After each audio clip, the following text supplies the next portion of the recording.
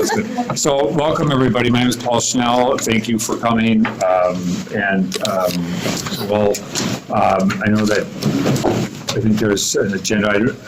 What we want to do is really kind of listen, and then we can talk about kind of the next steps on our side, or the things that we might be looking to work on. But maybe the start would be just to go around and have people introduce themselves and just say, and if you would like to say kind of what your interest is in particular around these issues, that'd be great. How much time you got here today, I'd like to, an hour and a half or so, if it's a little longer. It's pretty good, maybe when people speak, even if for time's sake, they can introduce themselves, maybe.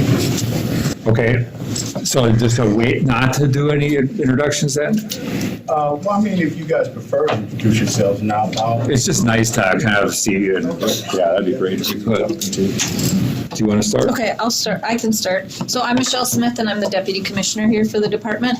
I've been in the department for 29 years. I started as an officer at Shakopee, so I worked at the Shakopee Correctional Facility for about 7 years. I worked at Stillwater for 18 years, and then the last 4 years I was at Oak Park Heights. Been here for about 6 months. My name is Jeremy Hall. I'm just sitting in here to observe and kind of help out on behalf of IWOC. My name is Casey Harrison. I teach at the University of Minnesota, and I've done work with the Minneapolis NAACP and Jewish Community Action. And I'm here because I care about public safety, and I see a discrepancy between the ways that public safety has been pursued and the impacts on communities. I'm Ann Mertz. I am a JCA volunteer, and I work for the Center for Victims of Torture, which does psychological rehabilitation for many people who have been in prison. In Stillwater. My name is Avra, and I am a friend of a person who is serving a life sentence in Stillwater, who is supporting all prison reform, and he is one of the youngest people, well, not currently, but he was sentenced at 16 years old to a life sentence for a crime he did not commit. So. And I'm Raj. Hey Raj. And you're Boise? Hi, I'm Jake. I'm just here for support. I'm Sophia Khan. I'm the Government Relations Director for the department. I am 5.5 months in, and I used to be at the State Domestic Violence Coalition as their Policy and Legal Systems Director. Hi, I'm Joseph Zach. I'm with the IWOC, and I'm here to support positive change and hopefully see a lot less technical violations. I've had a couple in my past I hope to talk about, and I hope to see a lot less people have to deal with the violations I've had. That's all I got. Hi, I'm Jessica Garraway.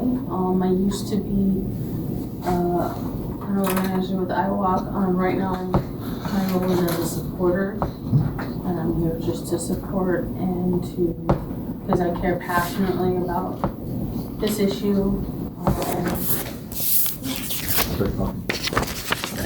My name is Duaba Munira, and I'm here as a supporter. My name is Stephanie Guillaume, organizer with the Incarcerated Workers Organization. Hi, I'm Philip, and with IWOC. I think we missed it. Oh, we're just from the start good. We're just listening. I'm David. I'm also here with IWOC. My name is Sylvia Amos, and I have a concern about the massive incarceration of African Americans and also non-criminal technical violations. And I'm like down with serving for years in an institution. Hello, Commissioner. I'm Donald Amos. I represent the IWOC and I also represent some of the other inmates, particularly some of the lifers. I want to talk about the technical violations, some of my violations, and maybe some solutions as well. My name is Maria. I am a former DOC officer, and my main mindset when I entered the DOC was to help people and rehabilitate people, and I didn't get an opportunity to do that. So I found that with the 2 years I was there and then the 1 year I've been with IWOC, I've done a lot more support and rehabilitating than I have had the opportunity to do in the 2 years I was employed at the DOC. So my main focus is to support and help incarcerated men and women. Hi. Lisa MPL. Brian here, I'm pastor at Zion Baptist Church and supporter. Been working on these issues for a long time. Hello, I'm Chaplain Sybil Lang. I'm a supporter with iWalk, and also I have a nephew that is in Stillwater today and other family members that have been incarcerated, and also prison ministry educator as well. Used to be a legal advocate. I would like to see technical violations go away as well. Brother Wayne with POP and iWalk. Here to support the cause and ending technical violations and other things that's going on within the DOC. Name is Saluki Fargan. My son's doing life also. He was convicted of a crime when he was 15 years old. But he's been asking me to help people who get technical violations because he's seen people come back to Stillwater. They haven't done a crime. They're just being sent back. Good, thank you, Paul. And I don't know how you want to just do this in terms of providing the input stuff, and we're just going to take that and then we can have the discussion around the next steps. Okay. Once again, I'm Philip, and what I have here, I'm intimate with a lot of violations. This one I know very well because I was actively involved with this young man being violated. His name is Christopher Burke. He didn't mind me using his name. He, since I've known him 5 years. He's been sent back to prison 12 times. A few of those times were legitimate. So a month ago, he was coming by my house. He has to sign out on that planner. So he came by my house, and no sooner than he got there, his agent showed up. So I let him in, and he looked around for a few minutes, left, and then Chris went out behind me. He said, well, I have to go. They give him a lie detector test, asking him had he did anything to violate his parole. He passed it with flying colors. His agent called me later on that day, and he was asking me some questions, it kind of niggled me a little bit, but anyway, so I was trying to be as open as I could with him. I said, look, you can examine my computers, put your forensic people on it. So he gave me the impression that he really wasn't about the truth, because everything in this report is speculation, everything is. He still violated the young man, even though he passed the lie detector test. He even went on, in the presence of a therapist, to imply that me and this young man was having a sexual relationship. So the only thing I can say out of all this is this guy has a real fertile imagination. Because if you read this report, and I have several, and once again, this is mild by comparison. Having known Chris, he's been out of jail for the last year and a half, gainfully employed. And it's heartbreaking when you put in all that work and just to be put back just for pure speculation. A lot of these, if you look at a lot of these violation reports, you will see that most of this stuff looks like it could be something. But that doesn't rise to the level of what happens to people when they're just locked away because something looks like something. And so I'm gonna let some other people chime in right now, and later on I'll kind of maybe give you some more input. Actually, can you pass this over? This is 3 letters from folks who decided one to pass it out. Thank you. Thank you for meeting with us. We're here to discuss and hopefully come to some kind of agreement on an issue that is incredibly harmful and costly for our community, for the state. It's something that's touched us personally.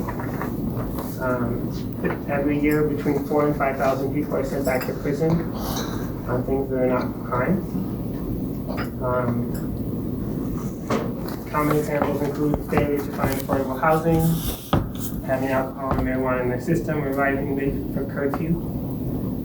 These trivial and honestly petty violations have cost taxpayers undue financial burden. We're forcing the state to pay to quote-unquote house and employ and feed and educate people that could be on their own, that could be in the community, that could be contributing to society.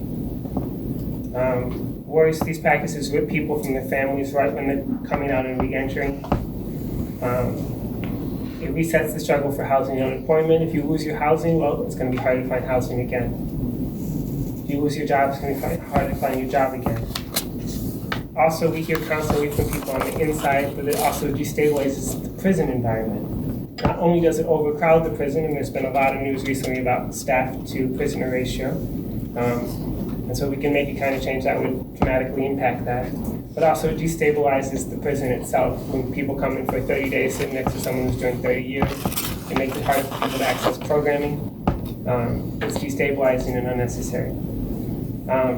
And also it's costing us taxpayers millions of dollars every year. When common sense tells us we don't need to be locking up people for things that are not current. These are not something that I could go to prison for. So we're here because we need this to change. And we have two specific things we're hoping to have done. One, to stop sending people to prison for non-crimes and to release those people in prison who are currently there for technical violations. Relatedly, because you don't oversee judges who oversee probation, charging the counties for housing people in the DOC on these violations. So get rid of the perverse incentive for them to just send people back because they can. And then two, reinvest that money into the supports that people actually need to reenter society, whether that's in prison or without. So that's what we're asking. Look forward to hearing your thoughts on that. And one more thing I want to say before I hand it over is, as you can see, we're trying to assemble the community to be the change that we need, whether it's people who end in prison, people who are in the community, people who are in churches, unions, people who work in the DOC, yourself. We've got 521 signatures in support of this, but we're also here because of you, Paul Schnell, Commissioner Schnell, and how you've been acting, how you've been modeling a different type of commissioner, and that's something that is inspiring to us, and it's something that we want to see. We want to see a commissioner who engages with the community. We want to see a commissioner who's transparent with the community, who's compassionate, who wants to see people actually be rehabilitated as opposed to just punished and punished and punished and punished in a way that doesn't help anybody. So we're also here in part because we believe in you. Thank you. And also the commitment you made to us in February that you've been telling lots of people about reducing the prison population 20%. That's something that's inspiring to us and something we want to see go beyond, but it's something that this can take us, help us get there. I'm going to pass it.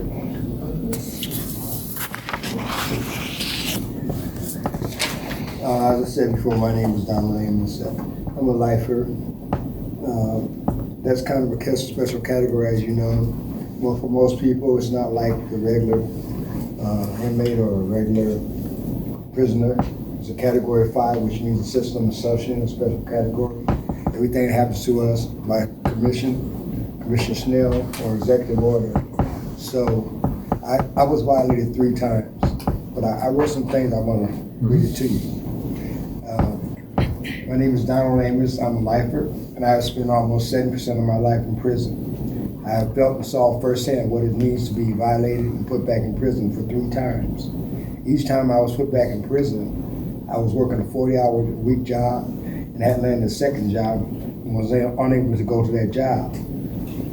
I got a second job so I could be able to help my family, help my wife out, pay some bills, and just be responsible, gain the confidence of just living in a free society.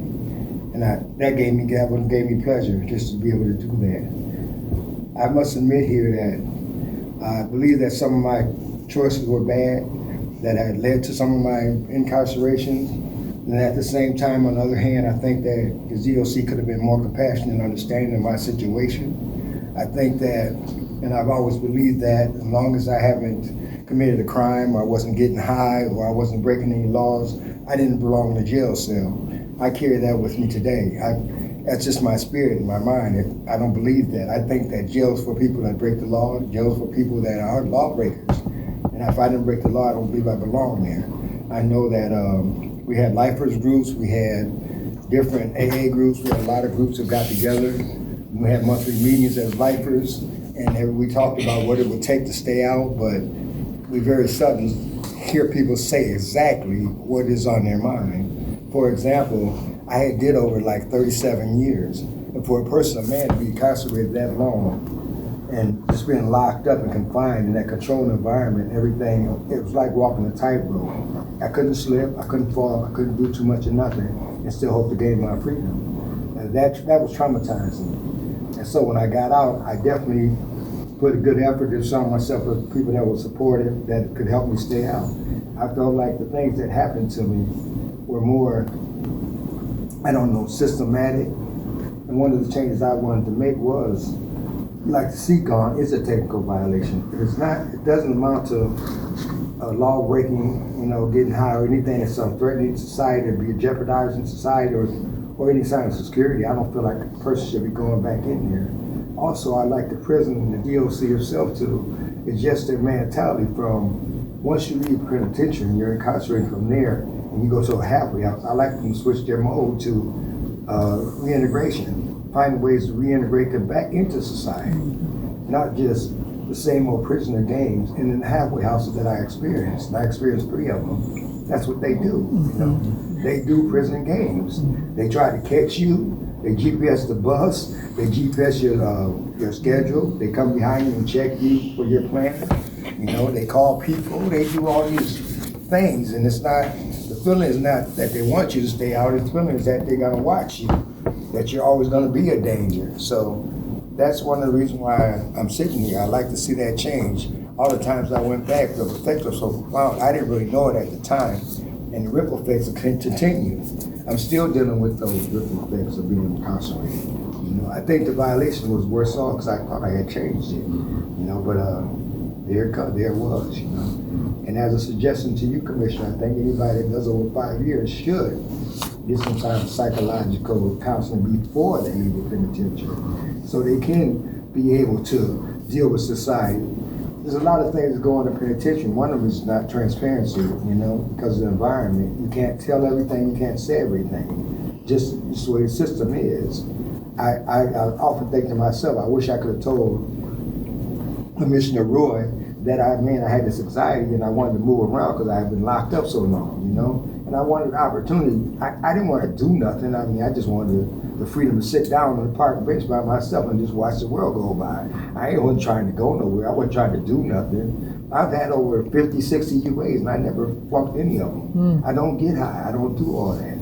I don't really have people in my car. When I'm in my car, mostly my wife ain't in there, my family ain't in there, ain't nobody in there with me. So those things there are not problematic to me. So I just want the freedom. I'm sure that the guys coming behind me feel the same way. If they tell you that while you're incarcerated, I want them to be able to have a chance to get out.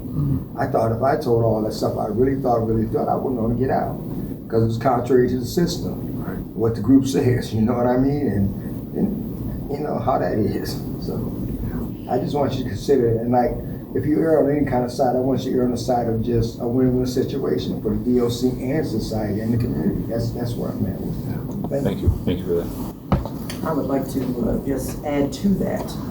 I would like to see the DOC treat everybody and give them due process. My concern is with my husband's last violation when he was taken back to prison. He hadn't done anything. I know most people want to say, you always say you didn't do anything. But this time he didn't do anything. And yet they said he was somewhere that he wasn't supposed to be. So the process was taking back, sending back, no investigation, no asking questions, no due process. So now he loses his job. Again, he had a second job coming. That job was lost.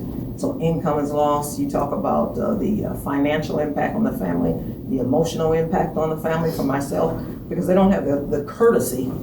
The halfway house doesn't have the courtesy to call the wife or the family or the next of kin that you have that information to say, the person has been sent back. I'm spending all night wondering where my husband is at. Nobody's telling me anything, and yet I have to get his stuff, and it's someone else that's in the halfway house that ends up informing me that they have returned my husband to prison. And then now I'm thinking, you better hurry up and get your husband's things, because they're getting ready to tow his car away. You got half his clothes packed. I didn't get all his things back. That's not right. You don't treat anybody like that. And I don't care what they've done. Everybody should be allowed to due process. And I ended up doing a lot of the investigating and going over and finding out that the place they claimed he was at, the folks said nobody ever asked them, nobody ever called them. There was no way he could have been in that facility.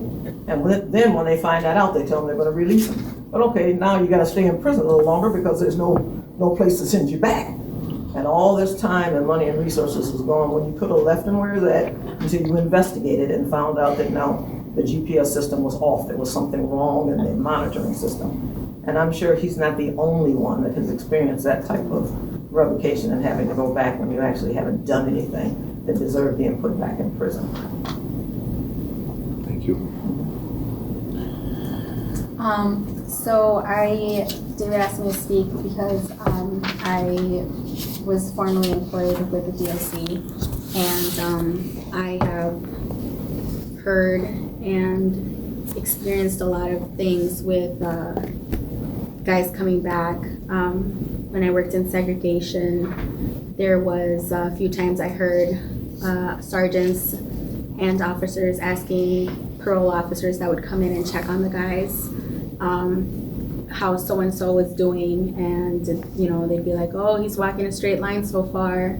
Be like, oh, like I bet you $20 any day now they're gonna come back, and if he doesn't, you should violate him, because I got a bet with this other guy, give you half the cut. And me hearing that and having to keep quiet because I was on probation and I couldn't speak up was heartbreaking. I also one time experienced an offender who came back, and I was so disappointed, and he got a chance to come up to me later and said, you know what, if half these COs looked at us with the disappointment and the shame that you looked at me with when I came back to those doors, he's like, I bet you none of these guys would ever be coming back, or whatever the case may be. He's like, instead of at the gate, a lot of times officers would say like, okay, see you next week. You'll be back. You'll be back. Or they'd come back and say, haha, took you long enough. We've been waiting for you. Got your old cell already set for you. Had to move a couple guys, but there it is. And I felt like that atmosphere, especially for someone who, came back for a non-crime violation, was despicable. And this particular guy that, said, if half these officers believed in us, maybe we'd try harder. He had the worst time the first couple of weeks. I can guarantee it was a month to readjust. He went to SAG. He was acting up in SAG. And when he came back to the unit, I said, what's up? He's like, this is the worst thing that could ever happen to me. He's like, I've been locked up 5 years. He said, I was doing so good. I got a job. He's like, and all I did was fall asleep after a long day and not answer the door for my BO. He's like, and within an hour, I was handcuffed and on my way back. I strongly believe that a lot of the officers in the facilities are not, and I was told are not there to rehabilitate offenders. They're not there to support them, and they're not there to encourage them. They're there to maintain staff security, and that's it.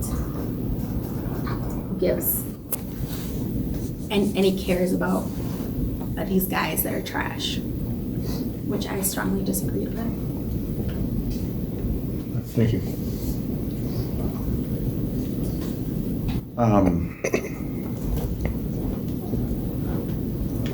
I think the question has to be asked, why do we do what we do? And what good does it serve? if there's somebody who's progressing, who is working, and they are moving forward in their life, and they do something, some kind of technical violation, what good does it serve to send them back? They lose their job. They have to start all over again. Now it's going to be twice as hard to find work. There has to be something more creative. If I don't even like the word reform, because I don't think this is a system that can be reformed, because the system was set up for punishment from the jump. And so you have a system that's set up to punish people, but there's nothing redemptive about it. There's nothing that helps them to move forward. And so I like transform. We need to transform the system so that, because you're not only, it's not just the being there, but the CEOs feel like it's their job to punish you. Even the folks who are supposed to be your counselor feel like it's their job to punish you. And so you're in a system and in a place where everything is about punishment, but very little about redemption and believing that someone is redeemable and can make it. I believe that prisons should be set up that the first time somebody walks through the door, they're being prepared to leave. And there's an investment in them, because if we're going to talk about safe streets and safe families and putting families back together again, then first of all, we have to believe that people can be redeemed and that people can change. And the second thing is, I have to want to help someone to be better so that they don't have to come out and engage back into the same lifestyle. And so to transform the system and create a system that is not based solely on punishment, but also has levels of helping people. How does the community become involved in the prison system? How do we do trauma training for the folks who are incarcerated? How do you do trauma training for COs so that they understand the inmates that they're dealing with and know that a lot of the behavior is they're acting out of their trauma? And so there's a whole lot that goes into this, but if you're going to violate me every time I step on a crack, or every time then what incentive is there for me to be transformed and change on the inside if nothing is going to change for me when I come out? And so I just become a better criminal, because that's what I feel like I'm being forced to be and to do. Last thing I'll say is that we got to take away the labels. If we can call them felons, if we can call them criminals, if we can take away their humanity, then it's easy to mistreat people and not care about whether people get whole or well or not. These are somebody's sons and daughters. These are somebody's mothers and fathers. These are somebody's sisters and brothers, uncles and aunts. These are our neighbors. And so it's in our best interest to see them become better and not be degraded and their humanity taken away from them to the point where now I feel like I'm stuck and there's nothing else for me. Even if I'm doing good, I'm still have the risk of going back. And so I think that if we work together, we can really find solutions that are more productive and more positive in helping people to stay out and helping people to become productive when they come out. There's creative solutions for technical violations that don't even consider incarceration. And so how do we begin to move towards that and work towards that so that people can have hope again? One of the things that has happened is if I have no hope, then there's nothing left for me. And so I'll act and be and do whatever. But if I have hope that something's going to be different, then that inspires me to want to be different. you're obviously a pastor, I was right? gonna say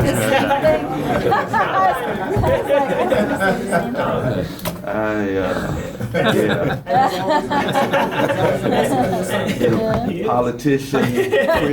No, I get it, but I hear the pastor, right? I hear the pastor. And with that, Commissioner, you have the power to do this. You have the power to make this change, to have people not be sent to prison on technical violations of parole. So is that something you're willing to do, to have people not go back to prison? I think I want to answer that. I'm going to answer that question. Great. But I also want to make sure that people have had the chance to speak to this, because I think that's important. So, are there others? I think, yeah, maybe one. Joe, I think Joe wants I'm going to say something too. All right, Joe Zach again. I've been violated, 7 times. The first 2 were small technical small restructures, and I think that was just a lead in, just to give them leverage to violate me on something either bigger or something that could have been dismissed, but since they'd already had a couple on me, they'd be easier to get me checked. Anyways, but I've had a few legitimate technical violations, but there was a couple, mainly specifically one that stuck out to those around me was I've been violated for having rated R movies, and it's like they're movies, and I'm watching them consensually for the storyline, for the movie fact, Sin City, for anyways. And I had directly asked when I had gotten out whether I was allowed to watch such by my ISR East team, specifically Brian Curry at the time. And he had said, yeah, as long as, if you're gonna pause it, you're gonna pause it fine. Just don't digitize things. Don't sit there and do something stupid or whatever. But if you're gonna watch a movie, watch the movie. Watch for the content of the storyline. Anyways, but I'm like, all right. But that was back in 2014. Ever since then, I had bought and rated R movies. I'd bought PG-13 and everything else, and no one had ever said anything. Came to the year of like 2017, 2018, right around there. All of a sudden, they were walking through my house, and they're like, oh, hey, well, you can't have these. It's like, all these years they've been sitting there, and I had asked expressly when I came out if I could watch such, and it was approved. And I'm like, now you're gonna say that I can't have those? And they're like, well, yeah, but now you're in violation, we're gonna send you back in. I'm sitting there like, you're not gonna give me a chance, not even 30 odd seconds to get rid of these movies. You're just gonna say, you're in violation right here, right now, you're going back to jail. And it's like, that is completely bogus. I mean, if there's a reasonable time of, here's what you need to comply with, either comply with it within 24 hours or some time frame, or if we're gonna send you back to the joint, I'd be fine with that. I could comply. But when it's like, right here, right now, you're in violation of something that you've asked 20 odd years, 4 years ago, that whether you were approved back then, but now we're gonna just pull the rug right out from under you and send you back. It was just completely. There you go.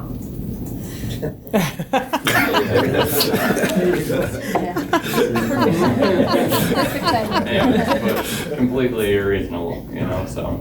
Thank you for that. That's all I got for. Thank you. I think. Sure. Going back on what the pastor said real quick. And I've always felt this, if you call somebody anything, they're going to act as that. Like, take it as a child. If you tell a child that they're always doing bad, they're going to wind up doing bad. Or if you give them praise and worship, they're going to turn out to be better. So if you call somebody a criminal and just beat them down and calling them offender, criminal, all that stuff, that's the only thing they know, or that's the only thing they're hearing.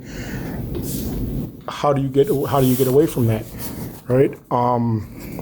And it stems from I remember in elementary school, I've moved around so many, so I've lived in almost every environment, but you will see, they did a story or a study where they took some black students and they gave them white dolls or black dolls and told them which doll they would prefer to be.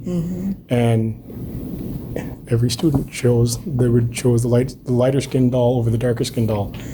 And that's one thing that even I've even suffered with that whole not wanting to be dark skinned, wanting to be light skinned, because I grew up everywhere. I've had friends in every culture, and I've seen how different communities are and how different peoples act. And so when in the per se African American communities, which is a high rate of incarceration, a lot of it has to deal with education per se. For me, from what I've seen, a lot of people have to be educated, and that's one hurdle. The other thing is support. There's a lot less support in those communities than compared to some others. But that's why me per se take part, and it's a challenging program in that the whole POP, the Power of People program, that you visited the office there and seen it. That's why that program is so impactful. That's why that program is so important, because you're always constantly, even though you get challenged at times, they will challenge you, but it's more positive. It's a positive outcome versus a negative outcome. It's a positive environment versus a negative environment. And that's why, I don't know if you were there for that or if it was the other commissioner, Roy, where people sat there and told him, we've been through this treatment program, this treatment program, this treatment program, and none of those made any sense, or none of those had any impact on us compared to what the POP group is at. So groups like that are very important, and they have such a big impact. But the big thing was you call them a criminal, they're going to act out as a criminal. You beat them into a corner, they have no other thing to do. So good. So now I have to answer that question? Yeah. So let me just give a little bit, and again, I want to just, I'm not trying to be a bureaucrat here, but so first of all, just on the things I've heard, one of the things that has been, I think, not stunning to me, but I think has been a significant realization has been just spending some time in the prisons with talking to people has been, I think for all of the people on the team. I think Michelle certainly has been there a long time, but I think it has been incredible. Sitting in those parole hearings is just,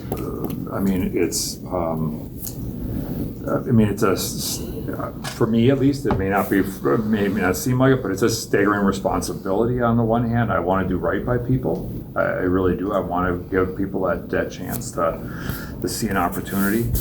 I'm always bothered by the fact that that I think how we treat people is a huge thing, right? It's a huge factor. And I would go back to a little bit of what several people have talked about, this whole notion of the paradigm that we go into this with around punishment, and that the fact of the matter is that oftentimes that's what how I think these jobs become confined when defined when we're not in the punishment business. We shouldn't be in the punishment business. We're in the we have a responsibility to take a role within a society, whether it's liked, agreed with, or not. That's what we have a job to do. At the same time, we should be doing that, as was stated, by day one should be focused on the last day, on the day they walk out, and there should be that opportunity for people to become whole. And some of this is within DOC's control, and some of it isn't. So, to the question of can we release people out of prison who are there on technical violations? And stop sending them there. Well, so let me address this. So one of the things that has happened, believe it or not, about right now, about 24% of the people that are in prison are in there on technical violations, or in there on either PV probation violations or supervised release violations. So about 24% of those.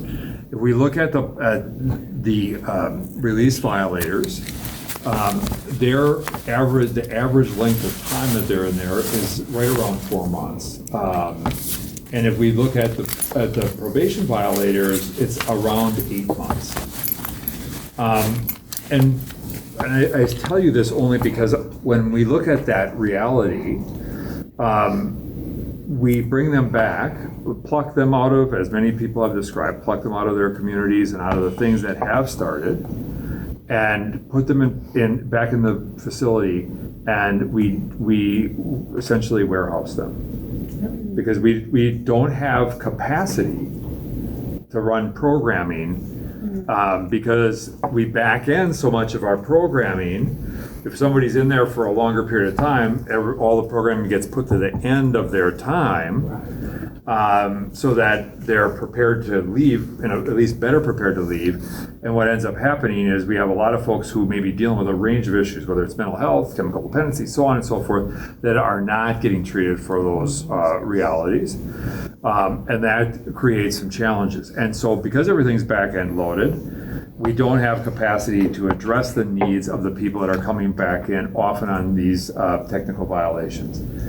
Now, what has happened prior to us coming here, the Hearings and Release Unit redid a number of rules, and some may say, well, it didn't accomplish anything, and I would just say that it did accomplish some things. Far enough is a different question.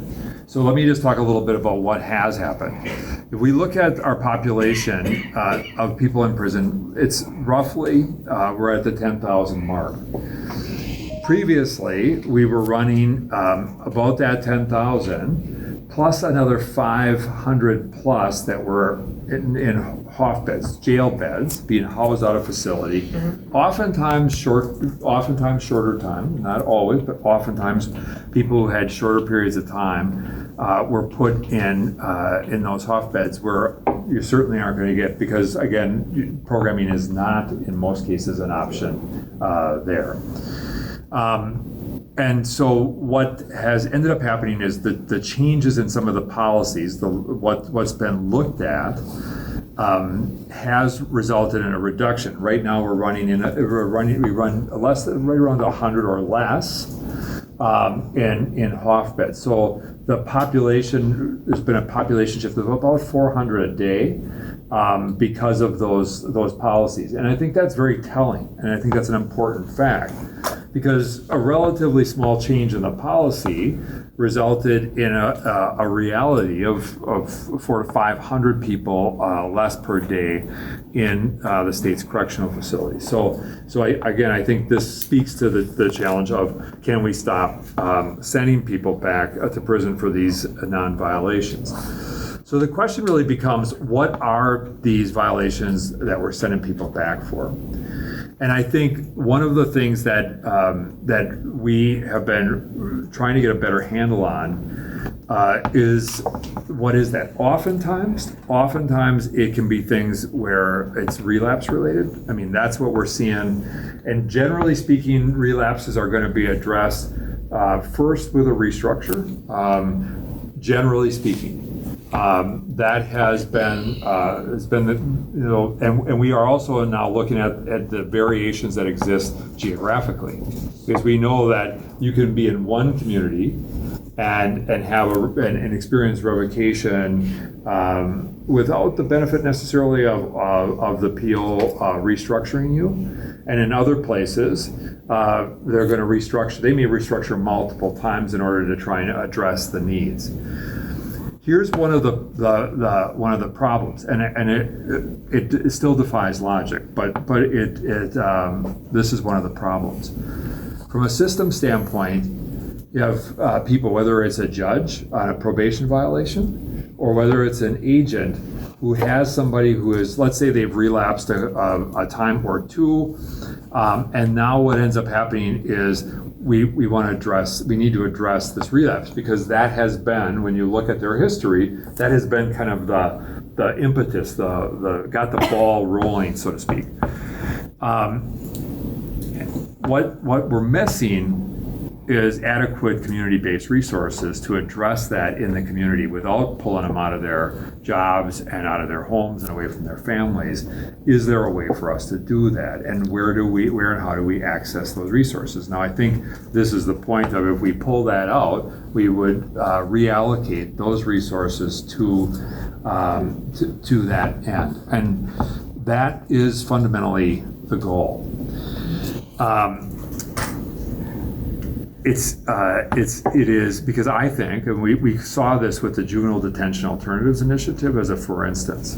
When JDAI started doing its work in many of the counties in the state, it really had two focuses, and one of them was to reduce the number of young people that were sent to detention, because the research was really clear that if you do that level of intervention with low-risk youth, you actually increase the likelihood of reoffending. So the goal was to make sure that we are using the right resources with people, and so one was just the simple reduction of the use of juvenile detention, and second was to try and reduce disparities, because race disparities, much the way they are in our adult system today, are profound. They are, and that itself is something we just have to do better on. What Juvenile Detention Alternatives Initiative did was they really began to look at community-based, so communities got together and began to look at, how do we manage risk? Where there is true public safety risk, they identified the things that would result in confinement for a period of time until whatever that risk could be mitigated, and they could be back in their families, or maybe it's in a shelter, or whatever made good sense. And here's what happened with JDAI. The populations dropped dramatically. Racial disparities persist, but we've reduced some of them, but it hasn't addressed all racial disparities in the system. The challenge for the JDI program initially was the A portion, the Juvenile Detention Alternatives Initiative. And when we started to look at how do we address our research focus has really been on how do we address risk and need, and we know that there are a lot of things that address risk and need, and we should be focusing our resources on the people who have highest risk and highest need. At the same time, we want to make sure that to avoid the people kind of returning, how do we do that?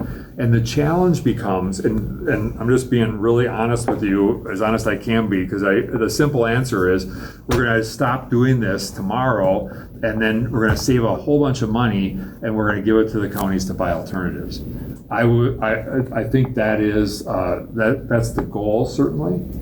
The problem is the turnaround, because we don't realize cash savings tomorrow to turn over to end up in Ramsey or Candy, Ojai, or Koochiching County. It takes a time, and then we also have a system. And again, I'm not trying to make excuses. We have a system right now that the Department of Corrections base budget is based upon our prison population projection. It's a biennial budget, so it's a weird structure, right?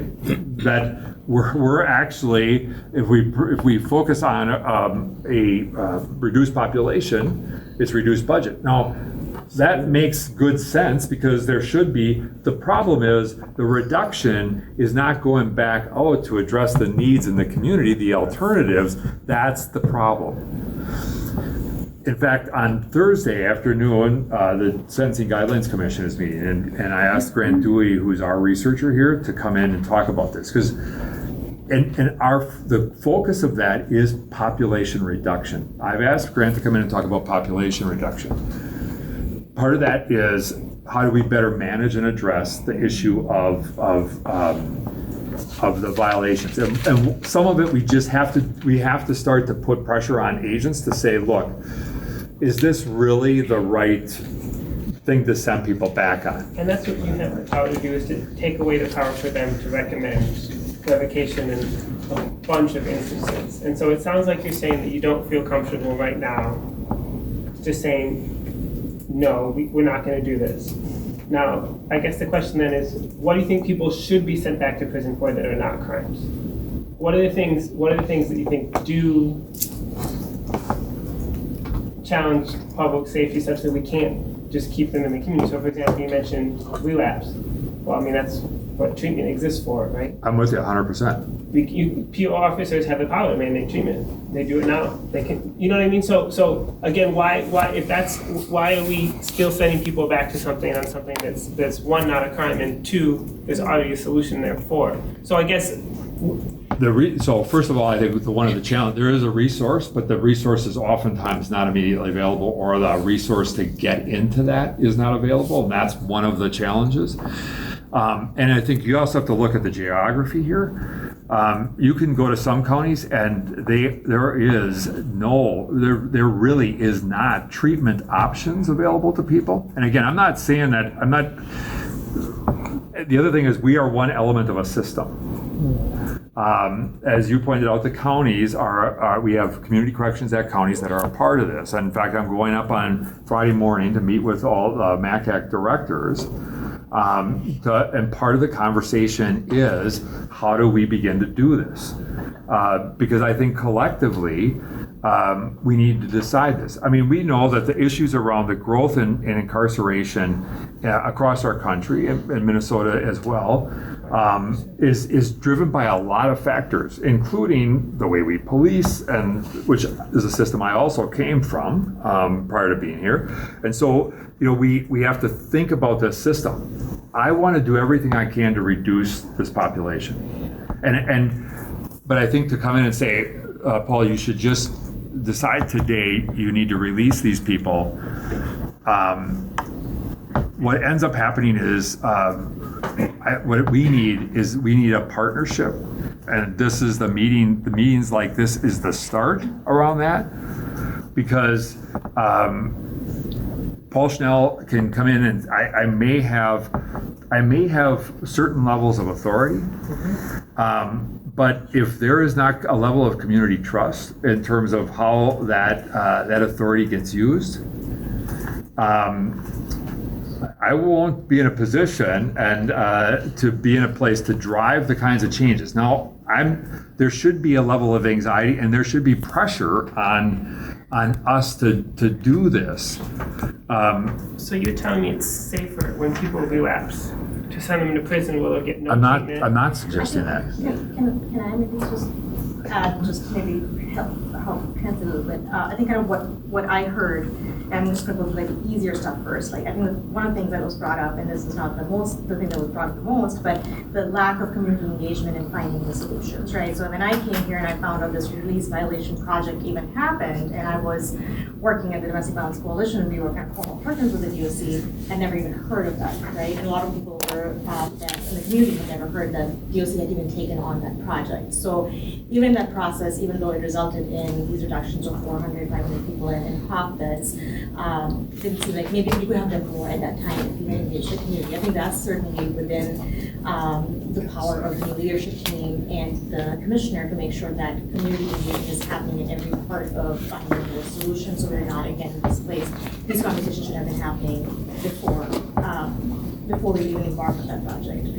I think nobody can deny the impact of these release violations, and heard it loud and clear. I think what the commissioner is getting at is, if tomorrow we say, I'm just going to take one county, it's Ramsey County, all the people who are violating in Ramsey County because they relapsed, right, should stay in the county. The county doesn't have the funding to give them the level of treatment. I'm not saying that we are giving them treatment either. Absolutely, absolutely. the way that the system is structured is we cannot say, don't send them back in, and here's the money, take care of them in the community. The savings come way later, and that's a conversation we need to have with the county to make sure that those alternatives exist. There's no way to build the alternatives first before you actually reduce the number of people coming in. And I think that this challenge, that's the way the system is set up. It's even, and as the Commissioner mentioned, our projections and our budget being set based on Prison population. Just said it. That's a statutory thing, and as he says, that money doesn't go back into building healthy, thriving communities and creating those alternatives. So there's some level of kind of restraints that come from how the system is set up, and that's something that we need to work on, finding how do you solve that problem. If we say we want to increase essentially the tools in our toolbox for people who are violating, right, for these technical violations, how do you create those tools when you don't have those savings in it? And that's what. Let me just say this, there had to have been a point to where we got to this point. So what happens is that there's a serious morale problem. When we look at it in a holistic way, I know some guards personally can't even spend time with their family. All this overtime that's going on right now, nobody really wants this job. I consider finding a job myself though, but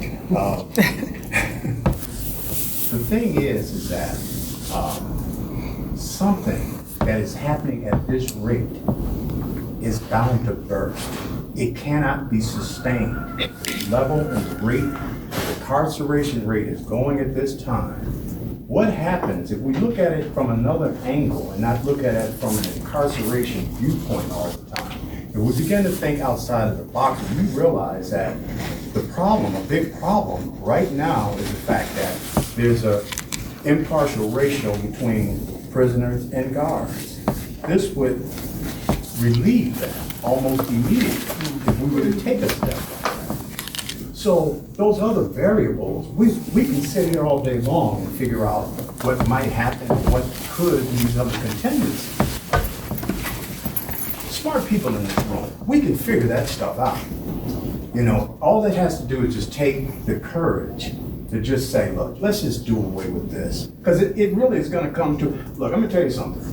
We've gone around to a lot of churches. I got a gang of signatures here for you. And the thing about it is when we go into, say, suburban white communities, when we show them this stuff, they can't believe it. I mean, these people aren't really impacted by crime. But when they figure out this is what we're paying for, I mean, really, we get so many responses from that. Going African American community, you have more involvement with the police, but we see it from another angle. Our community is being unfairly impacted by this. Calls just to make a phone call is 18 cents per minute. You almost got to be rich to be locked up almost. And then the travel costs to going in and out of these prisons. There's a way we can do this, and maybe at another time we can sit down and work out those variables. But this is something that's really going to happen. May I interject, Commissioner? Because you mentioned about the budget already has been set, right? And it's by the prison population. So what year that budget has been set for, 1920 or 2021? We just passed fiscal, it will start 2021. Okay, 2021. So as that being said, that's something we can look at right there. So that just lets you know that the budget has been set in place and is by the prison population. So say for instance, like he stated, he said, okay, I want to release every inmate that's been on technical violations for the last year. We're going to release them within 2 weeks. They come out. So do we have the resources in place on the outside as community to help these loved ones? Okay, like you said, step by step, they're gonna need mental health. They will need mental health because of the traumatization. That's one step. We mentioned that. Then, do we have the housings in place? I used to be a legal advocate for survivors of domestic abuse. The halfway houses, we don't have room. You got people staying in halfway houses. It used to be 6 months, 3 months, 6 months, 2 and 3 years. Because it's not enough affordable housing. So where would these influx of inmates go? Now, if they have family members, which is a blessing, you got some inmates don't have loved ones to turn to. But those that do, that's a blessing, okay? This is where the churches really need to get involved. This is really community and the villages really need to get involved. We need to pull our resources together and help these loved ones, once they are released from out of prisons, places to go, help them get jobs. And Commissioner, this ISR, that needs to really be looked at. Because you say, for instance, you have a person that is on parole, probation, they at work, they PA may call, say, well, I need you to come down here and drop a UA within the next hour. He said, well, sir, I can't get off of work in the next hour. If I leave work, I'm gonna get fired. Well, if you don't get down here, I'm gonna send you back. That's so inhumane. I'm not defending it, trust me. Can we just go outside and chat for Yeah, can we, a second? you mind? We just want to caucus. Do you mind if we do it in here? No, that's fine. We'll step up. Hopefully, I'll go outside for a minute.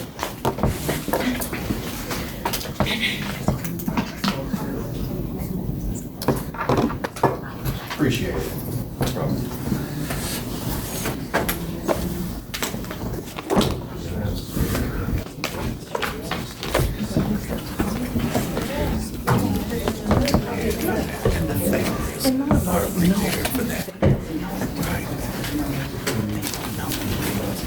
Then I'll call you series. Series when we listen to. Yeah, it's okay. You can shut the door. That's okay. So what do people think about what they're saying? Talking in circles. Yes. And then not getting to they're sticking on one point, not getting to the ending the actual violation. Yeah, I don't know why we're talking about like how we're gonna treat people for like addiction when they get out of prison, when they're not sent to prison. Like that doesn't have a lot of bearing that I can see. So much of it, I hear what they're saying underneath it all, the dollars and cents portion of it, talking about, well, our funding comes from. So, yeah, dollars and cents is what I hear. Well, see, I already think they mind already made up when he talked about it's driven by prison population. Right there, I was done. Because right there, they let me know. He said that to us before. Right, but see, that's what I'm And saying. so we have to speak to that. And that's what the budget's set for 2 years though. So if they cut their prison population by 80% right now, they keep their same budget based on 10,000 people for 2 years. Exactly. So they can reduce it and then they can readjust it within that 2-year budget. Yeah, they can finagle other ways, true. Yeah. There's more involved in that. It's more complicated than that. I know that when MNCOR, they have to have a prison population of 90% for MNCOR to give them the contracts to do the work. And that's a lot of money predicated on that by itself. Yeah, that's automatic. That's incentive. But here's the thing. That's the key to it. Here's the thing that we should be talking about. There's systems already in place, such as the federal penitentiary, that already deal with these violations. These guys don't go back to penitentiary for drugs, narcotics, disobeying their POs or whatever. They're taken before a tribunal judge, and the judge decides whether they should go back or not. You know what I mean? And when they go back, there's stipulation of how much time they're gonna do before they come back. But even when the judge decide when to go back. But the things that he is talking about is not realistic. Right. As far as them not being creative enough to do it. It's already in place already. You have to look around, you know. If my neighbor's across the street being successful trying this method, what he's got going on, and been doing it for years, I'm gonna have to go look across the street, see what's going on over there. You know, and that's what we have to talk to them about. Because it's not like he don't know that. You know, of course. He's observing too. They He seem to knows. have plenty of resources for sex offenders. He's got it for And everybody. surrounded by them, they have plenty of housing for predatory sex offenders. And that's a good point. That's additional money. We can That's always industry. find money Yes. for this Yeah. other stuff. Yeah, that's industry right there. That you're talking they about have industry. to That money, inform the right, community when they that are generates released. money. That's the money maker right there. But the point you made is really good in that it's like, he's talking about, well, we can't release the people now. But why can't we just stop sending people back in immediately? Right, we could do that immediately. Within 2 weeks. Right, Like I said, in the let's do time that. lane, in And 2 then- weeks. And then if they need, if they need help. I mean, Donald, I'm calling you. Sorry, Donald. Yeah. Call me, let me know. I will. Thank you guys. I'll be Good praying luck. Sylvia. And then meanwhile, can they change some of the what is, like, create an actual protocol of maybe within that 2-year time frame why people are gonna be, I mean, it's arbitrary, it's up to the, like, there's no framework, there should be guidelines. Well, there is, but they don't follow them because parole officer discretion is more important than anything else. Right. So, which is why we need this firm bar. But can I just quick finish my thought and then pass it? So it seems like they don't have to send people back now, and that wouldn't create a shortage of housing or programming or whatever because people are already out. They don't need to be sent back in. Right. So that could happen immediately. And the second thing is if they need help arranging housing, mental health, blah, blah, blah, blah, blah, that's their job. But if they need help doing that, why don't we say, I mean, I'd be willing to help them if they want to let people out before Christmas. You know what I mean? Like if, you know, or not, you know what I mean? Like, Well, David, let's say that when he comes back in. Like, why don't we set a timeline? Let's involve, you know, the churches and the unions and the community and say, hey, yeah, we want to, you know, we want to let our people out by Christmas. We can get the support together. Yeah. And I bet if the DOC said, hey, we need help getting 2,000 people to have some place to stay by Christmas, I bet we could figure it out. So I guess Build another camp, like for the homeless. no, but what you were saying, brother? I was going to say that you're on the right track, and that I think that's a reasonable ask, is that let's get a deadline, let's say from now on, we're not going to, do technical violations. That's reasonable. I think the other thing is stay at the table. No matter what, don't walk away. Be determined to stay at the table with him because the pressure is on. And so if you walk away, then you take the pressure off. But if you stay at the table and you say, we're gonna partner with you, we're gonna work on this, we're gonna work to make this happen. And there's an insistence about that. See, one of the things is that we have the right to insist on a relationship. And a lot of us don't do that, and a lot of us get frustrated and we walk away because we don't get what we want immediately. That's the game. You have to be willing to stay for the long haul, and you have to be willing to stay at the table. Yes, Dr. Rogers. I got 2 questions. The first one, or maybe questions for ourselves and them. But this was something I was gonna ask. Since we've been dealing with, early on he was talking about JDAI. So since we've been talking about back in the day with the new joint facility for kids that didn't happen, whether we're talking to Ramsey County, whether we're talking to Hennepin County commissioners, we've been to the county commissioner. Now we're here at the DOC. How do we keep this narrative of we don't have the resources to stop? Because this keeps happening. The buck keeps getting passed. The DOC don't have the money just yet. The counties might. The counties don't really have the money. The community, we don't know. There's places where there's no rehab. What do we do? So how do we keep that narrative from continuing, and how do we keep that buck from, that keeps happening. I'm worried we're getting stuck in this lack of resources loop. So like you were saying, if we can partner with and prove that there's resources out there, there's people out there, there's folks out there that care about this stuff, there's folks that are doing this, that are willing to do this. So that's my first question. And also, how can they be transparent about their resources? Because we know that people incarcerated are, the number of people that are diagnostically,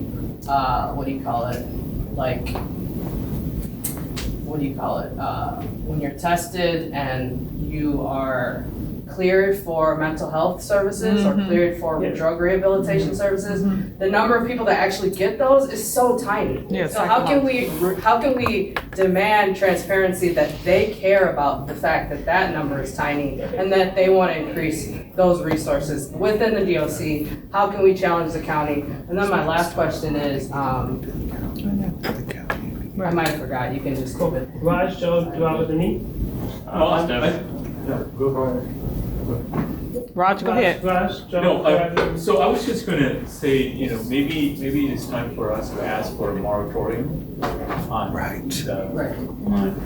Bingo. technical violations. And that's why I said, come in here with a demand. You remember I said that? We got to demand it. Part and parcel of why we are asking for the moratorium is because we want to involve and engage the community to be making the determination of what a technical violation is. Okay. Right? So this is something that we gotta be very careful, because when we say technical violation, they can say, okay, we'll end technical violations, but we'll violate for other things. Right. Right, so because But you this said is something that- very slippery slope, right? It's discretion. Right. Okay. Right, so the community voice need to be present in terms of saying, what is a technical violation and what is not, right? And, sorry. Please, are you finished? No, just also just a couple of other things that is risen up that is Paul is unaware of, is that we have to know that Paul is new. Paul doesn't understand the system. I'll be the first one to tell you, he doesn't understand the system. He was appointed because it's a political appointment. Right. The person who's the deputy there. With his answers, though, I think he does understand the system. Yeah. Oh, No. there are a lot of things, right? No, but the deputy, got 15 more minutes. the thing about the deputy commissioner who's come up through the system, right? There's a lot of things that are in the system that we do not understand in terms of the way God is violating the privileges that the people have within the system. So again, this culture, right, it has to change, shift, and we don't address the implicit biases that these folks carry. And when I did that implicit bias training for a day, all of the supervised police officers, I don't see color. Right, thank you. Jordan, let's see if we can get a proposal to say to them. I'm thinking of the proposal to be before and after before review board and after facilities that we'd have for people on the outside, but pre-review board being that before HRU hears things, there should be a citizenry review, whether it's people who have been incarcerated, people who have outside opinions of such, whatever, but they should be helping HRU make the decision before HRU gets it and then screw somebody over. And we need somebody on the back end review board, or on the back end of the thing to, hey, we got more housing for people. Hey, we got a place people can go for either treatment or for just counseling and support. Like, hey, you need a house. We're here to give you options for Habitat for Humanity. You need a job. We got, different community resources of staff. Yeah, let's give us 2 minutes. So I'm in favor of asking for a moratorium on technical violations immediately. In terms of structuring some kind of community-based solutions project. They need to work with other state departments. Right. Like the Minnesota Department of Human Services has a dual substance use disorder and mental health service training program specifically for culturally rooted service provider training. They can work in tandem with other state departments to find the resources that they need to invest in community. We could advocate making those connections, like as a group. Well, and someone had a good point. If they were out already, they already probably have more connections if they were recently out. Right. And the other part of it is if we want to use the whole idea of projecting 2 years ahead for budgets, the other state departments do that too. Like the program for training culturally responsive mental health service providers is 2-year track too. It's on the same So then why don't we take the numbers that are right here and use that as a way to project how much money needs to be infused into different counties, state departments, and community-based organizations to kind of give them like a windfall to provide services to people that are re-entering, or to provide additional services for people who would be caught up in the technical violation. So I'm hearing, can we just show of hands, moratorium on climate fabrications? Cool. Do we want to set a timeline? Quick question. Yes. What did I miss in a few seconds? We'll have to catch you up later. Okay. Do people want to set a timeline on them releasing people? December 12th. December 12th. Are we going to release people or demand not to send people starting tomorrow?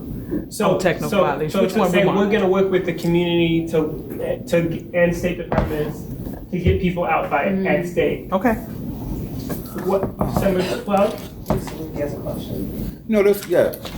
You know, when Commissioner Snell was saying, he said that the prisons are paid for Pretty much. for how much people Pretty are much. in there. For how many people they expect. Yes. For how much they expect, so. Sorry, so can we just vote on that December, Yeah, December because- 12th? December 12th. December 12th? So they could get out by Christmas?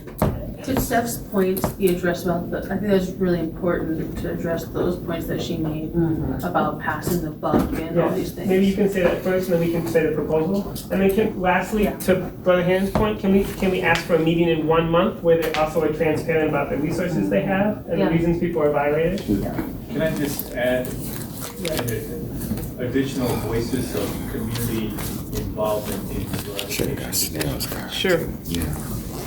So we maybe bring, More community voices in the revocation decisions. maybe we can bring that next meeting?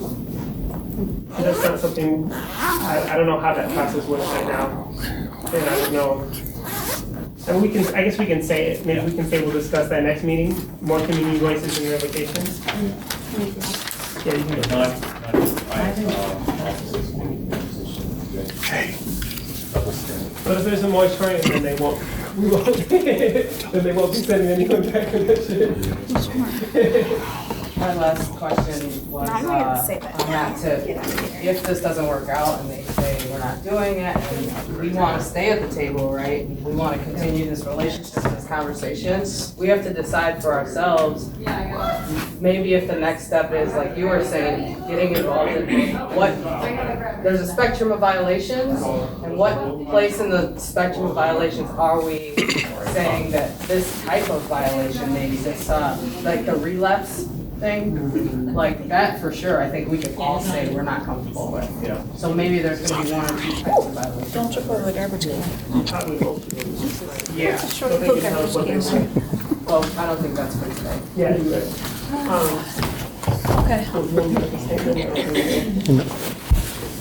right. I obviously missed out on some of the conversation, but one of my questions. Wait, we're just gonna do this so we can. Oh, So we were hearing your points about, resources, and some of us have been doing this kind of reform work for quite a while. We've seen, we've challenged JDAI themselves on the new juvenile detention facility. We've challenged, Hennepin County, we've challenged Ramsey County individually. We've challenged county commissioners at Hennepin on this very issue. And I feel like along the way, we've been talking about resources and we've been told over and over and over, we're not the ones with the resources, you gotta go here.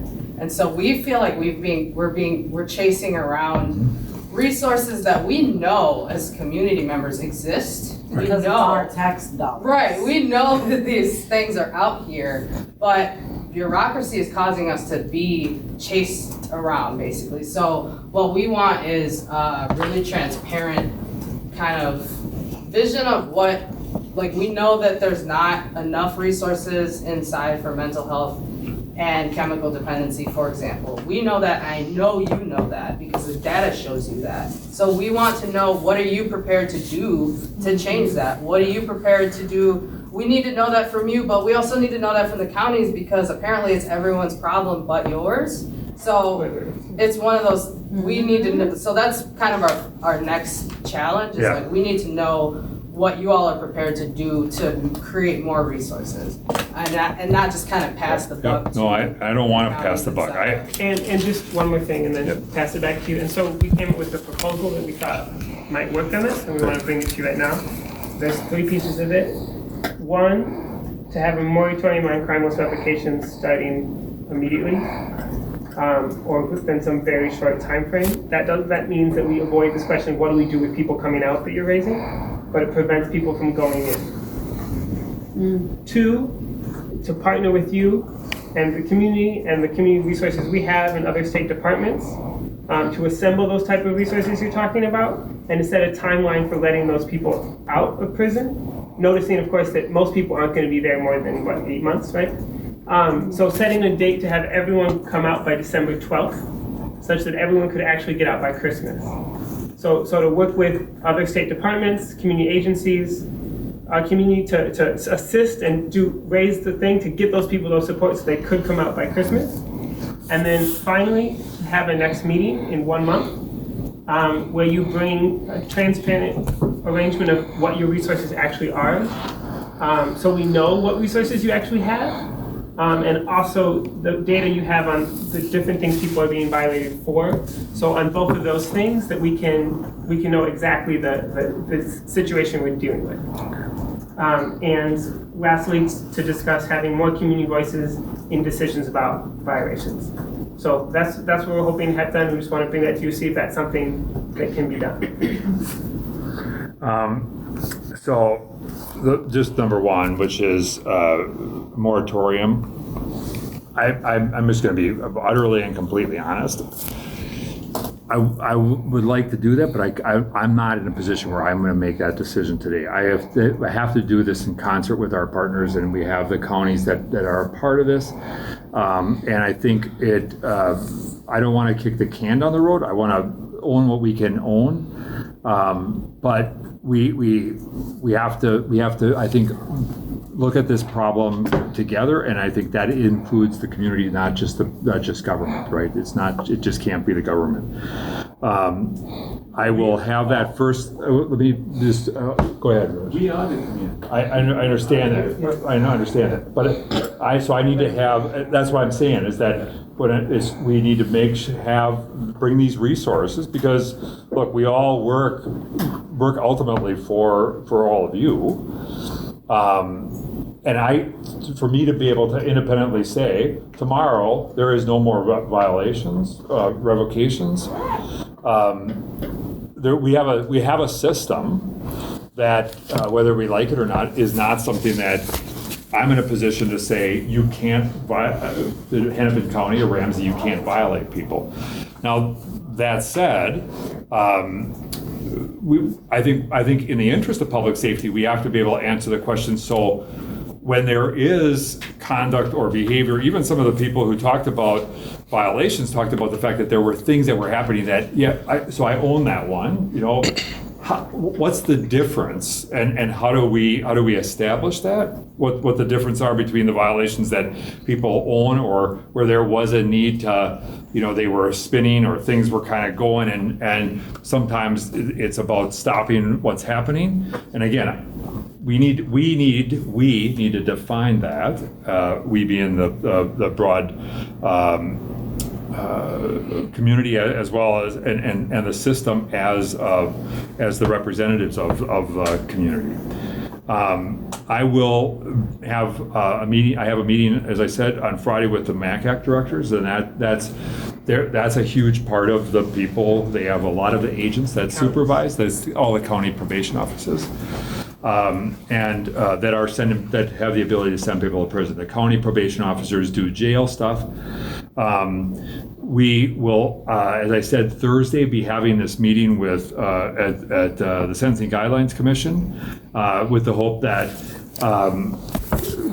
one of the things that I asked was that we start to focus on what we do in terms of our incarceration or our sentences, as opposed to just talking about the guidelines of what's the severity level and what is what is the box that crime should fall in. That we begin to really think about this, and we're even asking questions about, right now it's 66%. You serve 66% of your time. Should we drop that to 50 or 55 or 60?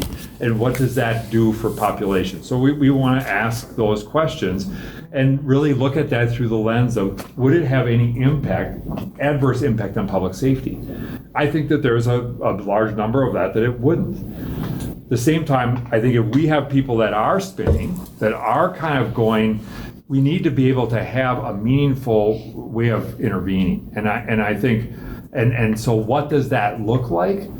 And the bottom line is the access to those resources are not as simple or easy as get into treatment, because if it were that simple, in many cases, that would be done, but oftentimes the needs for some of the folks are more difficult and more challenging. Again, not all, and are there things that we should be doing to reduce some of the more petty stuff? I think the great example of the thing of, did you really have to yank them out and lock them up, where there could have been more investigation before we did that, especially if there was not immediate kind of sense of impact on public safety. I think we have to, with the directors of the county Community Corrections Act counties, we have to begin to really challenge and say, look, if yanking somebody out is not going to have, if there's not an immediate impact on public safety, why are we just yanking people out? And we have to have that conversation. And again, this is one of those deals. I think the transparency you talked about is really, we believe that's injustice reinvestment, and that's really what your proposal is justice reinvestment. Savings to. The savings to pay for resources. So we're meeting. That's not our proposal. Our proposal is to make a moratorium on the small technical violations, and we have it specifically defined in the sheet. It's violations of parole or probation that is not a new misdemeanor or a felony crime. Right. It includes being late to an appointment or curfew, losing or failing to find a job or housing, testing positive for alcohol or drugs, and many other non-crimes. Now, if there's one item on this list that needs to be left as a violation, let's have that conversation. So I think you're absolutely right. But the issue is that when you say you represent a system, you represent a system that's made of relationships by people. And right now what we've identified is that there's an incentive for some of the people in the system that you are the manager of to violate people and reincarcerate. I agree. And that specifically is what we want to disrupt, and it starts with the parole officer's discretion to violate somebody over a petty non-offense. That can be changed. And if that's an issue within the social relations that make up your system, that's an issue that could be resolved by the community. But we're asking you, as an organized community who have been victimized because our neighbors and our family have been victimized, that we need to fight that fight, but we need you to start it for us. Yeah. And this is something that's within your means to do. Our reinvesting the resources that would be pulled out of the DOC from reducing the amount of technical violations, it's not so much reinvestment as there's already money floating around within different departments within the state and the counties that can also be allocated to support re-entry programs. Really, if you wanted to keep the money, it's not about that. We want our people back. Yeah. We want the people back now, before we talk about the money, but we already have people in the community that can answer some of the questions that you may have about re-entry. The specific proposal on the table is the moratorium. If we can't, that's what has to happen first. Yeah. So I hear that. As I said, I'm not going to be in a position. I'm not going to make it that. How do we get you into a position? Let me finish. So I'm not going to make that decision today. I'm going to do that in concert with our partners. Who are partners? We have to start with the people who, there's a lot of people. I'm one person. I control the Department of Corrections, but there are county probation officers, there are judges who are sending people back to prison. We have a system that is doing this. And so I want to just say that. I would also say this. The problem with saying, tell us what is the violation that you would say we just can't not bring somebody back on, is that and I think I actually responded to somebody that the challenge around that is it's so fact specific, because again, you have to look at the needs and risk of a particular individual and what the conduct they're engaged in that may in fact missing and being late for an appointment. If we're sending people back to prison because they are late for an appointment, that's They are. That I want to look at that data, and we'll look at some of that stuff, and I'll bring that. I'll pull some of that hearing data. But I will also say that if we don't look at need and risk and around, for instance, relapse, and try and address that with some immediacy, there could be public safety impact and actually cause that person to be in a position where they're even further jammed up. But there's still a public safety impact in that when people are violated and the money is pulled out of the tax base to reincarcerate them, we lose resources that can go to other parts of the entire state and county systems that could provide support. I think that's exactly what I was saying in justice reinvestment. Right, That's but that's exactly what we're saying. Like, if you make the moratorium, you're keeping people from going back in and pulling out money from the system. So do you think, I hear you saying you're not in a position to make that decision today. Right. Are you in a position to meet in a month? Yes. Are you in a position to make that decision in a month? Is a month enough time to talk to those different partners? You can bring them here, invite them here. I'll invite partners here. I will, again, this has to, I believe that the benefit of a meeting like this is that we begin to create the forum for which these things should happen.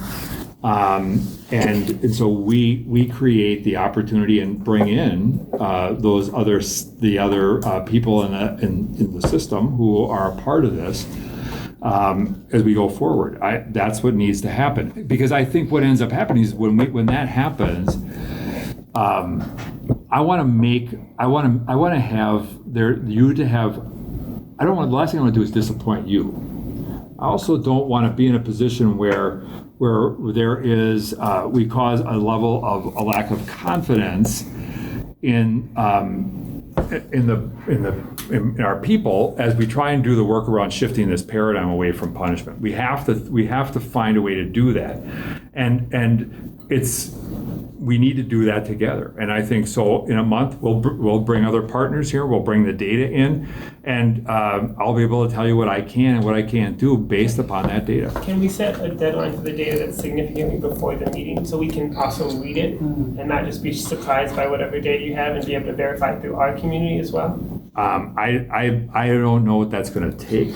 I mean, we're not the data pullers, so I think it's reasonable for us to provide it to you take before tomorrow and to try to provide it to you before the meeting. But for us to tell you we'll get it to you in a week, no, that's fine. Yeah, I don't know what it's going to take. So let's set a next meeting date. A month out would be 20th.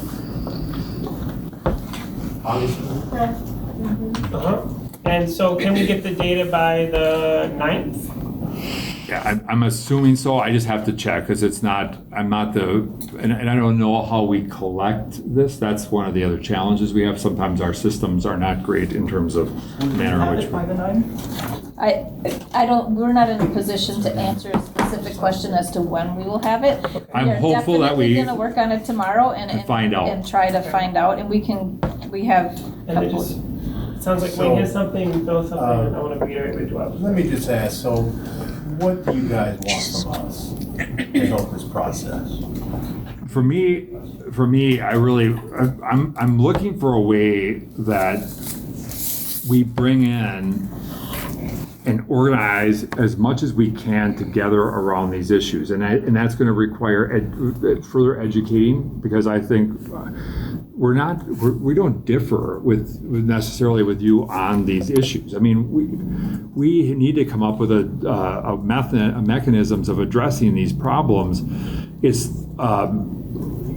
the how we get there, and that's going to be part of the challenge. So I don't think it's a question of it's us against you and that kind of stuff. It's how do we get there, and that's the challenge. The other thing that I would just say is we're going to have some meetings just around, and we want to be really transparent about the justice reinvestment when we're meeting to learn about how our budget is formulated from the standpoint of projections, because we want everybody to really truly understand how projection relates to budget, because I think if we don't do that, it's always behind the screen, and the only way we're going to get around that is everybody knows, well, if you've reduced your population by 10%, which in our case it would be about 1,000 people less, where did the resource benefit go? That's a legit question, and but if the targets, we never know what's the target and how it's based, we never are able to evaluate or hold, you're unable to hold me or the system accountable and vice versa. Maybe a couple quick questions or thoughts, maybe 30 seconds each. Yep. You were talking about needs and risks. Yeah. And I'm thinking when you're talking about the needs, I'm thinking about the story that Phil told earlier about the agent writing up this report. And you should read it if you ever get a chance to. It's all biased. There's a lot of reports that are written in the system, whether it be the DOC, whether it be police, whether it be whatever. There's a lot of biasness, and they rewrite narratives. They rewrite other people's narratives. So what I would call a false report, I mean, they poetically write these reports in order to make it seem as if it's so when it's not. And I mean, it's all over inside of our system that this happens. As I've been witness to. Huh? As I've been witness to, had my reports reviewed multiple times. And that came from a DLC worker. Yeah, on the same point, we've heard you talk about or allude to, we need to be looking at these technical violations or parole violations on a case-by-case basis. That's not what's been happening so far. So that's what we're telling you. We hear you say that, and that's great. That's not what's been happening. The sister here was talking about her husband being violated, and they didn't look at who he was in character. They didn't look at what progress he had made. They did not look at, the fact that, who he was as an individual. They took a blue rule book and they said, oh, you violated one of the things in the blue rule book, now back you go. So I'm hearing you say one thing, but the system is operating completely differently. So let's get on the track that you're saying that you want to see. Also, Commissioner Paul, the meetings you're gonna get ready to have with all the directors over the corrections, right? Are they allowing the community to be a part of those meetings or not? This is their annual training kind of thing. So, but I think I'm going to invite, when I come on Friday, I'm going to invite them to come on August. Is this August 20th. It's a Tuesday at 6:30. Tuesday night? It's a Tuesday? That's another Tuesday? Can we do it Wednesday? Yeah, that's fine with me. Because Pop meets on Tuesdays, right? Yeah. Wednesday be what day? 21st? 21st, August 21st. I'm so booked. But, I'm good. I won't say Wednesday. Just, There are 5 Pop people here today. I mean, to be blunt, it's basically what I hear is that bureaucracy is getting in the way of people who have no business being in prison, being put back into prison, which is a profound injustice that, I'm just not, and then my question is, you say that you need to have a lot of other players at the table to make a collective decision. I wonder if you're thinking about some of these players, these institutions that actually profit off of and are perpetuating these technical violations. Like, they're not unbiased in their stance and in what they're doing. You're not talking about unbiased people in or an unbiased institution. So how do you safeguarding against that? How do you think about that? So this is going to sound like an overly simplistic response to a challenging question, because we know that the disparities exist, and we know that bias influences the system. And yet what ends up happening, one of the questions we talked about today was the very question of how do we know, how do we know if we look at things as a single incident? So if I'm a CO or if I'm a PO and I violate 5 people on my caseload, and I look and my supervisor looks at the data relative to each individual incident, we never looked at the patterns or trends that happen. And one of the things that we started to talk about was, do we know, are there certain agents or certain places where there is higher rates of violation? Yeah. Yes, absolutely. We speculate that. I just want to mention his name, though. It's about 5 of them. Yeah, so I think those are the things that if we don't look at that data, what ends up happening is it just allowed we're looking at the incident and not the system or the pattern. And that's creating a problem. And we saw the same thing in policing, right? We saw the exact same thing in policing. When we started to look at patterns, that started to say, look, this is more of a concerning pattern or trend. Sorry, John. Yeah. Just to restate, so our goal for the next meeting, so it's August 21st, 6:30 p.m. Yep. Our goal is to figure out a moratorium on crime and revocations and to get all the stakeholders there to be able to get people out of prison. And that by August 9th, we will have transparent resources for your budget and also insofar as you can, and hopefully as very clear the reasons that people are being violated. So we can discuss those. I just have one clarification. Yeah. So we're gonna try for the 9th, but on the data of the RVs, but now you just said something about the resources for the budget. Yeah. So that one of the questions I have with regard to that, what does that mean? Like, do you mean like the mental health resources in the facility? Do you mean like treatment? Because you know what facility, because you know what facilities have treatment and all of that. All of it, because if we're trying to meet a need, we need to know how is that need being met now? And if we need to fill in services, we need to know what services exist. And so we need to therefore see what all those are and the dollar amounts is when we're talking about justice reinvestment or dollars and cents or how many people we can employ, that's what we're talking about. Yeah, so that it will be. That'll be a little bit.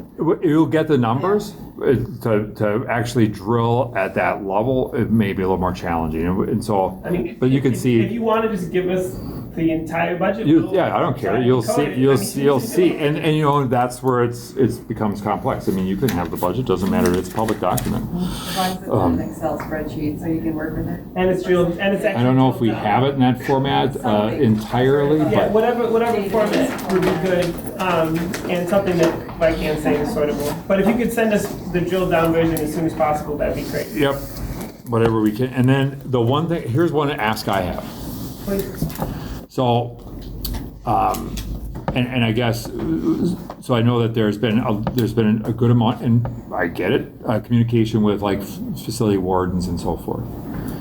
And I just want to be clear, because I don't want to be in a spot where where there's a situation where somebody is either not representing what the direction we want the department to go, not because but because maybe it's the way it was in the past or those sorts of things.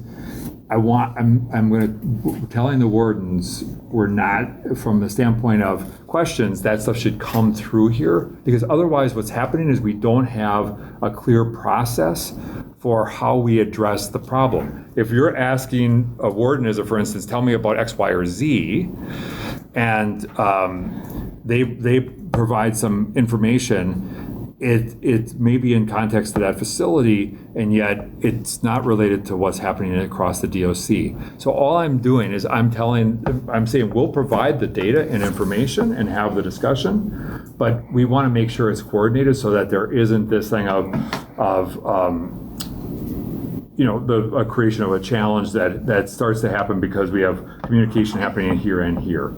And so that's. Are you talking about this issue? Or talking about other issues? I'm talking about other issues, because we've gotten a number of things where it's just like, hey, and I thought some of it was from my walk, it was just asking for, hey, we want to talk with you about X, Y, or Z. And I'm saying to the wardens, so it should go through you? It should come through Michelle, and then where all of that stuff will come through, and then she and I will start vetting it, so that we have a clear sense of what the policy kind of issues are, and that we can begin to work on that, and not put the wardens in that spot of answering for the broader policy kinds of issues. But would it be nice if the wardens can come to some of these meetings? Yeah, and we can invite them. Have some of the wardens come, because they need to be. I mean, the community needs to be heard. Right. No, I'm with you. Yes. In that case, then, Michelle, are you willing to meet with some of the folks who have these concerns, so we can, because there's many facilities who have many issues, and if you want to micromanage all the issues, it might not be micromanaging, it might be solving them. That'd be great. But then we need to be able to talk with you about the issues as they come up. Right. So if you. So I think what we're trying to do is just kind of categorize the issues. I'm not saying that the wardens or the facilities aren't gonna manage some of their issues, but I think we need to understand there's a lot of work to be done, and we can't all be doing different things. We've got to try to maintain and get some focus, and then start checking down the list, right? Because we're not gonna fix everything all at once. And so it's just a matter of what are some of the issues? Are there quick hits that we can get through, and some of those things? So that's really all that we want to do. I don't want to take away any authority from the wardens or the facilities to get those things done. It's very important for them to get the work done in the facilities. We just want to be able to try to manage what is everyone working on, if that. My fear is this, David, I think, is that what can end up happening is, it's just like if we start to think about every violation becomes an incident, we never look at things as the system, what are the underlying systemic issues? And that's my concern. One thing it sounds like you're bringing up is some issues that are going on at Shakopee right now. And so if Michelle, you'd be willing to meet with the people who are working on that, I think that would handle that. And the thing about Shakopee that I think would be helpful is we're in a significant transition right now. So I would like to know what the issues are. I would like to give us an opportunity to have some transition, and then let's address and see what has, what some of those needs are. And there may be things that are in process. There are things that I think that we are working on, and I do believe that with the transition period of time, we just need a little bit of time. So that's all I'm asking. We'll be in touch. Yep. We can do what we can. Yeah. Thank you so much. Thank you, appreciate it. Nice meeting all of you. Have a good night.